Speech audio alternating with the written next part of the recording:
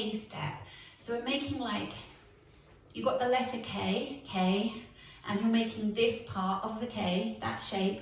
If you imagine that on the floor with your feet. So we're going to step the right towards the front right diagonal, forward, and then touch the left.